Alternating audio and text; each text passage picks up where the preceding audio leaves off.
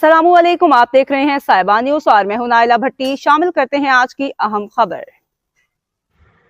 बलूचिस्तान के मारूफ खत्तात काजी मोहम्मद रफीक से उस्ताद आबिद उमर और उस्ताद बाबुल की मुलाकात।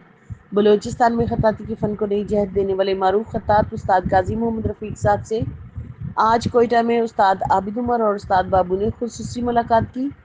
मुलाकात के दौरान फ़न खत्ताती की तरवीज, नौजवानों की तरबियत और इस फ़न के मुस्तकबिल पर तबादला ख्याल किया गया। उस्ताद काजी मोहम्मद रफीक का शुमार न सिर्फ बलूचिस्तान बल्कि पूरे पाकिस्तान के मुमताज़ खत्तातों में होता है। उनकी तहरीर में मशरकी फ़नून की लताफत और इस्लामी तहजीब की खूबसूरती नुमायां अंदाज में झलकती है।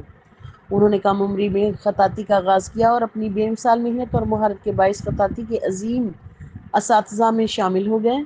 काजी मोहम्मद रफीक की खत्ताती ख़ास तौर पर नस्तालिक और सलस जैसे कदीम खतूत के इम्तिजाज से मुज़य्यन है, जिसकी मिसालें उनके फनपारों में बाखूबी देखी जा सकती हैं। उनकी फ़नी खिदमात के बाइस सैकड़ों शागिर्द बलूचिस्तान भर में उनकी तरबियत से मुस्तफ़ीद हो चुके हैं और आज वो ख़ुद भी खत्ताती की दुनिया में नुमायां मकाम रखते हैं। सरियाब और कोयटा समेत बलूचिस्तान के दीगर इलाकों में काजी साहब के शागिर्दों का वसी नेटवर्क मौजूद है, जो खत्ताती की खिदमत में मसरूफ़ अमल है।